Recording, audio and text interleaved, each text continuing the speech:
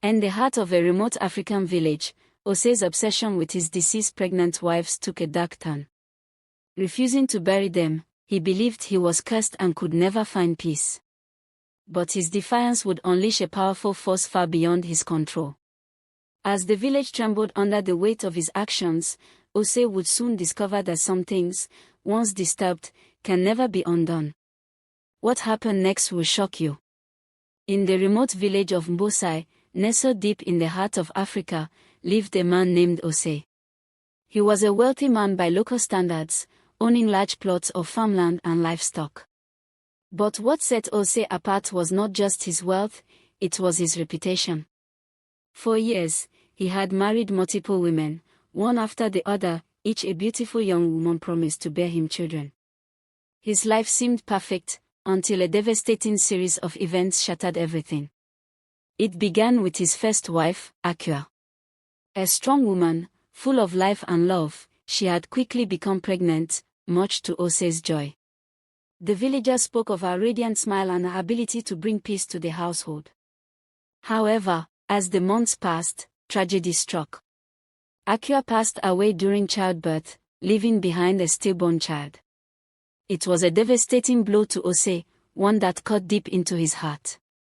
But rather than bury his grief, Osei buried his wife and her child in the backyard of his sprawling compound, as per tradition.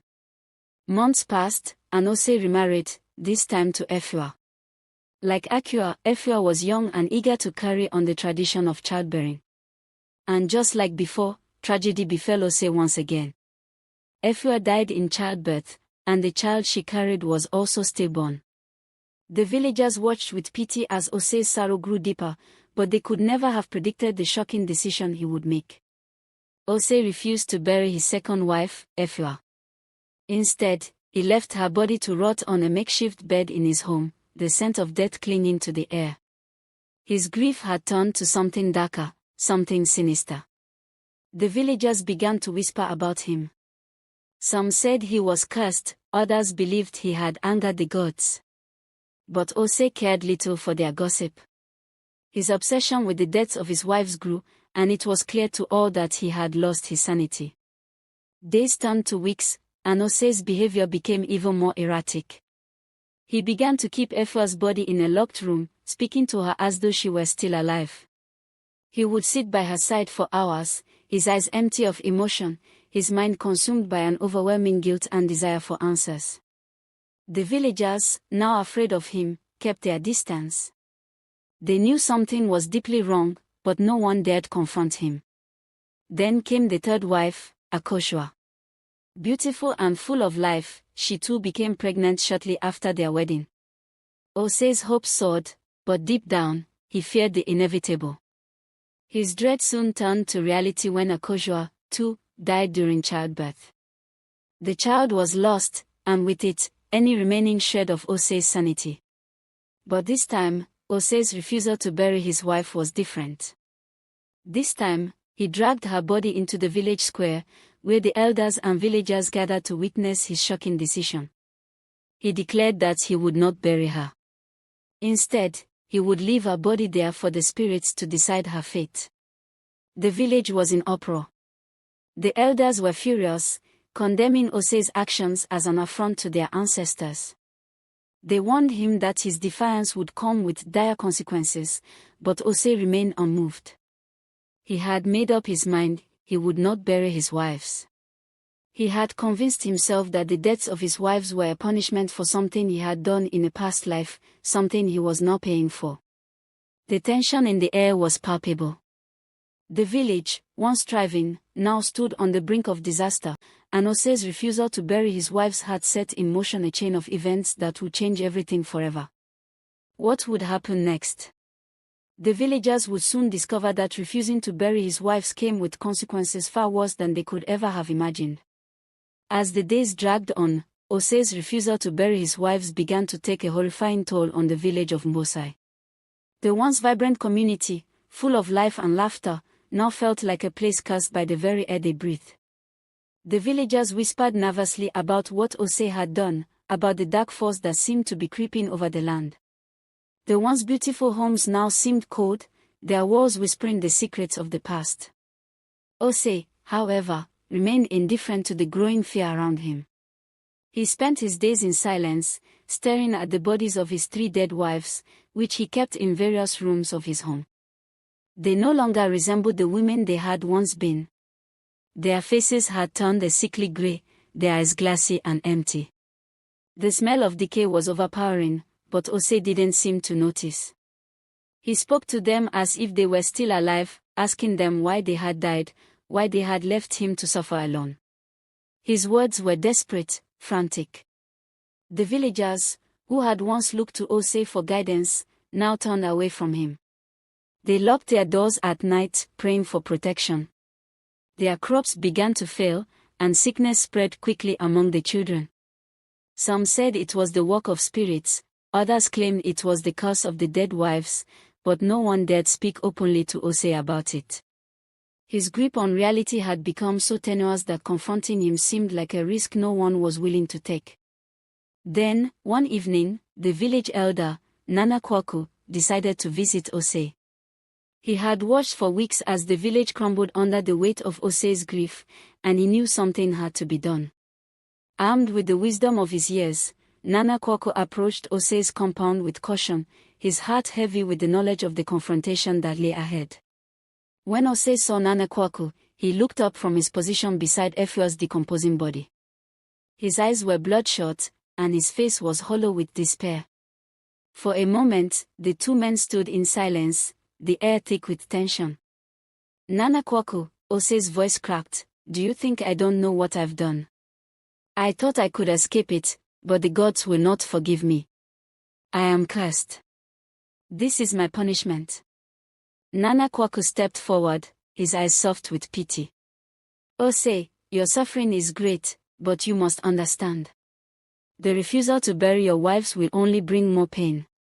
The spirits are restless, and your actions are disturbing the balance of the land. You must release them, Osei. Bury them and allow their spirits to rest." But Osei only shook his head, his expression filled with anger. "I will not bury them. They were taken from me. I will not bury them until I understand why this has happened, why they died." The elder's gaze grew firmer, though his voice remained gentle. "Sometimes, Osei, understanding does not come from questions alone. Sometimes, it comes from letting go of the pain. You are holding on to something that is only destroying you, and it is destroying this village as well." Osei's hands trembled as he reached for his wife's decaying body. "I will not let them go. I will not." Nana Kwaku knew there was nothing more to be said. The village's fate had been sealed the moment Osei refused to bury his wives. The elder turned and walked away, his heart heavy with the knowledge that the spirits would demand payment for Osei's defiance. That night, as the full moon rose high over the village, strange occurrences began to unfold. The winds picked up, howling through the trees as if driven by an unseen force. The ground beneath the village seemed to tremble, and the sky turned a deep, unnatural red. From Osei's compound, a distant wail echoed through the night, a sound that sent shivers down the spines of all who heard it. The villagers gathered at the edge of the compound, their faces filled with fear. Some had begun to see figures, shadowy, spectral forms, roaming near Osei's home, moving in unnatural patterns. These were not the spirits of their ancestors, these were something darker, something more sinister. Inside his home, Osei sat, staring at the bodies of his wives. The voices of his dead wives filled his ears, their mournful cries twisting his mind into madness. He could feel their hands reach out to him, their cold, lifeless fingers brushing against his skin. Desperation took hold, and in a fit of madness, Osei tore at the bodies, desperate to understand why they haunted him so. And then, in the midst of the chaos, the earth trembled again. A loud crash echoed from deep within the ground. The villagers screamed as they watched the ground beneath Osei's compound crack open, swallowing the entire house in an instant. The wailing stopped, but the silence that followed was even more terrifying. When the dust settled, Osei and his wives were gone. All that remained was an empty hole where his home had stood. The village was left in a state of shock, unable to comprehend the magnitude of what had just occurred. The spirits, it seemed, had claimed what was theirs. The villagers never spoke of Osei again, but they remembered the lesson, that some things, once disturbed, cannot be undone. The dead must be honored, and the spirits must be respected. To defy them is to invite a wrath that can never be escaped. The days following Osei's disappearance were filled with a chilling stillness in the village of Osei. The once thriving community was now a shadow of its former self, its spirit broken. The air that had once been thick with laughter, music, and the bustle of daily life now felt suffocating, as though the very land mourned the loss of its people. No one dared speak openly of what had happened, but the events of that night had left an indelible mark on their souls. As weeks passed, strange things began to happen. People reported seeing ghostly figures wandering near the site where Osei's home had stood, their faces obscured in shadow, their forms flickering in and out of existence. They were said to be the spirits of Osei's wives, lost and restless, trapped in an eternal limbo. The village became plagued by misfortune, crops failed, livestock fell ill, and children cried in their sleep, gripped by nightmares.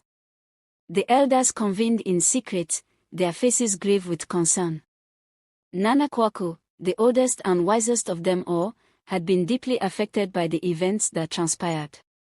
He had seen much in his long life, but never had he encountered a situation so dire, so filled with torment. He knew that Osei's refusal to bury his wives had unleashed something far beyond the realm of human understanding. The village had once been a place of peace, where life and death were seen as part of the natural cycle. But now, that balance had been shattered. The elders realized that to restore harmony, they would need to perform an ancient ritual, one that had not been done in generations. They would have to seek out the spirits of Osei's wives and guide them to the afterlife, where they could find peace. The ritual was dangerous, and many feared it would be too late. But Nana Kwaku knew they had no choice. He gathered a small group of trusted elders and set out for the ruins of Osei's compound, where the earth had swallowed the house and its inhabitants. The night was eerily quiet as they made their way through the dense forest, guided only by the light of a single torch. When they reached the site, they found the ground scarred and cracked, as if something had tried to claw its way out. There was an unnatural stillness in the air, and the moon hung low in the sky, casting an eerie glow over the ruins. The elders gathered in a circle, their hands trembling as they began to chant the sacred words passed down through the generations. The air grew thick with tension as they invoked the spirits of the dead, calling them forth from the depths of the earth. For a long moment, nothing happened. But then, the ground began to shift, and the earth groaned as if in pain. The elders chanted louder, their voices growing in urgency. Suddenly, the air was filled with a deafening wail, a sound so sorrowful, so filled with anguish, that it seemed to shake the very foundations of the earth. The spirits of Osei's wives had been awakened, and they were angry. From the cracks in the earth, figures began to emerge, shadows that twisted and writhed in the moonlight, their faces contorted in sorrow and rage. The elders could feel the power of the spirits, a force far stronger than anything they had ever encountered. The ground beneath them trembled, and the wind howled as if trying to tear them apart. Nana Kwaku stepped forward, his voice steady despite the fear gnawing at his insides. Spirits of the departed, we honor you. We call upon you to release your pain and return to the land of the ancestors. The world of the living is no place for your sorrow. Rest, and let the balance be restored. The spirits howled in response, their voices a cacophony of grief and rage. But Nana Kwaku stood firm, his eyes closed as he continued the chant, pouring all of his wisdom and strength into the ancient words. Slowly, the spirits began to quiet, their anger fading as the ritual took hold. The wind died down, and the earth stilled. In the distance, the first rays of dawn began to pierce the horizon, casting a pale light over the village. The figures of Osei's wives began to dissolve into mist, their forms fading like smoke on the wind. And with their departure, the air seemed to lighten, the oppressive weight that had hung over the village lifting. The spirits had found peace, and the curse that had plagued the land was broken. The elders, exhausted but relieved, gathered their things and began the journey back to the village.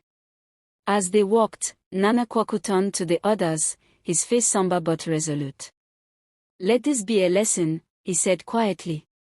"The dead must be respected. The balance of life and death must never be disturbed." Osei's refusal to bury his wives was not only an affront to the spirits, it was a rejection of the natural order. He paid the price for his defiance, and so did we all.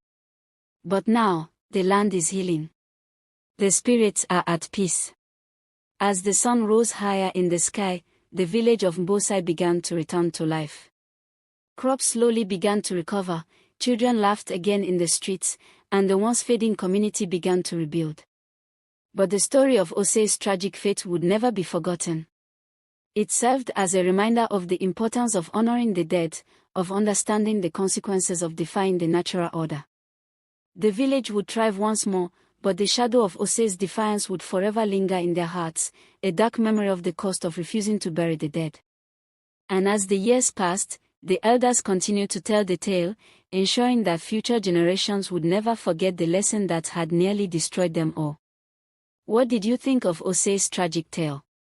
Did his defiance against the natural order lead to his downfall, or was there something more sinister at play? We'd love to hear your thoughts on the story. What do you think Osei could have done differently, and what lessons can we take away from his fate? Drop your feedback in the comments below, and don't forget to share this story with your friends. Stay tuned for more chilling tales.